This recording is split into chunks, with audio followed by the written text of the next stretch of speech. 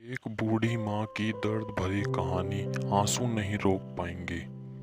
3 साल हो चुके थे बेटे को अपना घर छोड़कर विदेश में बसे हुए।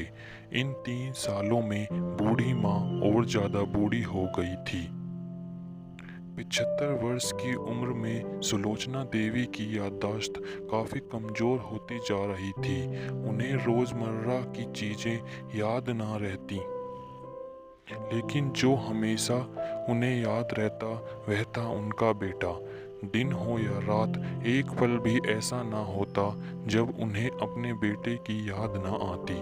दूसरी तरफ बेटा था जो साल भर में एक आध बार अपनी माँ को फोन कर लिया करता और 1-2 मिनट से ज़्यादा बातें भी ना किया करता। फिर भी यह बूढ़ी माँ टकटकी लगाए अपने बेटे का इंतज़ार करती रहती। एक दिन बेटे का विदेश से फ़ोन आया। हेलो हेलो, सुन रही हो ना माँ? अनिल बोल रहा हूँ, तुम्हारा बेटा। कैसी हो माँ? मैं ठीक हूँ बेटा। तुम, बहू और मेरा पोता कैसा है? माँ ने पूछा। सब अच्छे हैं माँ। मैं अगले हफ्ते गांव आ रहा हूँ माँ, तुम्हें लेने। अब हम सब साथ में ही लंदन में रहेंगे माँ। तुम्हारी बहू कह रही थी माँ को यहाँ पर लेकर आओ, बेचारी अकेली वहाँ परेशान होती होगी, बेटे ने कहा। माँ की बूढ़ी सूखी आंखें आंसुओं से भीग गईं। उसके कमजोर शरीर के नस नस में खुशी की लहर दौड़ गई। बेटे और बहू का अपने प्रति प्रेम देखकर माँ का मन खुशी से भर आया। बेटे ने आगे कहा, माँ तैयार रहना माँ, मुझे ज़्यादा दिन छुट्टियाँ नहीं हैं। जिससे जितने पैसे लेने हैं लेकर रखना, तब तक मैं प्रॉपर्टी डीलर से बात कर लेता हूँ घर के लिए। घर के लिए? माँ ने पूछा। हाँ माँ, गांव का घर हम बेच देना पड़ेगा। अब हम साथ में ही रहने वाले हैं तो वहाँ पर घर रखने का कोई मतलब नहीं है माँ, बेटे ने कहा। बुढ़ापे की वजह से ठीक से चलने में असक्षम माँ ने पूरे मोहल्ले में घूम घूम कर अपनी इस खुशखबरी को सबको सुनाया। सभी को खुशी हुई। सबको लगा माँ जी के आखिरी दिन अपने परिवार के साथ खुशी से बीत जाएंगे। घर वापस आकर माँ ने अपने घर के कोने कोने को ऐसे देखा जैसे वह अपने दूसरे बेटे को देख रही हो। ये भी क्यों ना उस घर को अपने बेटे से कम थोड़ी ना समझा था। अपने पति के साथ 40 साल यहीं तो बिताए थे, लेकिन अब मजबूर भी बुढ़ापे के आखिरी साल बेटे और बहू के साथ बिताना चाहती थी। दिल पर पत्थर रख घर बेचने के लिए माँ तैयार हो गई। आनन फानन में बेटे ने घर को आधे दामों में पर बेच दिया। माँ ने ज़्यादा नहीं, लेकिन जिन चीज़ों से दिल लगा था उन चीज़ों को समेटा और बेटे के साथ टैक्सी में बैठकर एयरपोर्ट के लिए चली गई।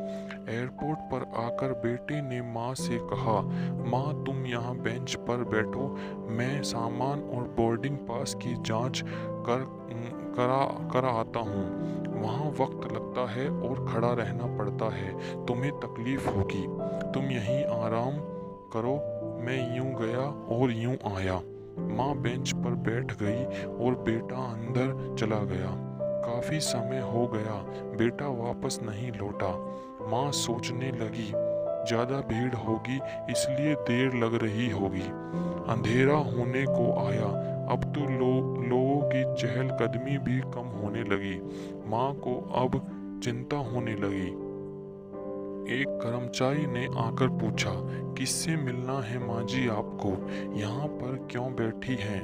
डरती हुई आवाज में सुलोचना देवी बोली, मेरा बेटा अंदर सामान की जांच कराने गया है। लंदन जा रहे हैं हम। क्या नाम है माँ जी आपके बेटे का? कर्मचारी ने पूछा। अनिल नाम है मेरे बेटे का, सुलोचना देवी ने बताया। कर्मचारी अंदर गया और थोड़ी देर बाद बाहर लौटा। उसने सुलोचना देवी से कहा, माँ जी लंदन जाने वाली फ्लाइट तो दोपहर में ही जा चुकी है और आपका बेटा भी उस फ्लाइट में बैठकर लंदन जा चुका है। अब आपके यहाँ बैठने का कोई मतलब नहीं है। आप भी अपने घर चली जाइए। क्या जा चुका है और मैं घर जाऊं? घर? माँ की आंखों से आंसुओं के सैलाब उठने लगे। जैसे तैसे माँ घर पहुंची, जो अब उसका था ही नहीं, बिक चुका था। वो वहीं बरामदे में तुलसी के पास सो गई। घर के नए मालिक को उस पर दया आई तो एक कमरा किराए से उसको दे दिया। पेंशन के पैसों से खाना और किराए का बंदोबस्त हो जाता था। दिन बीतने लगे। कुछ दिनों बाद घर के नए मालिक ने सुलोचना देवी से कहा, माँ जी, आप अपने रिश्तेदारों के यहाँ पर जाकर क्यों नहीं रहती? इस उम्र में आपके लिए वही अच्छा होगा। अच्छा तो होगा, लेकिन अगर मेरा बेटा वापस आया तो उसका ख्याल कौन रखेगा? मेरा बेटा बहुत भोला है, उसे अपना ख्याल रखना बिल्कुल नहीं आता। मैं कहीं नहीं जाऊंगी, क्या पता कब उसे मेरी ज़रूरत पड़ जाए, माँ ने कहा। दोस्तों, सच बता रहा हूँ, माँ की ऐसी बातें सुनकर मेरी आंखों में आंसू आ गए।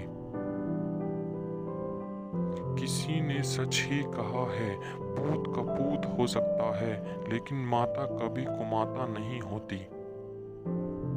दोस्तों, आप सभी से हाथ जोड़कर विनती है,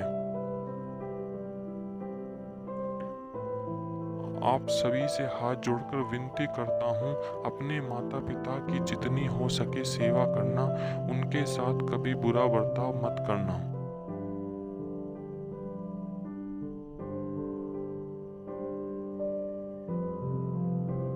धन्यवाद।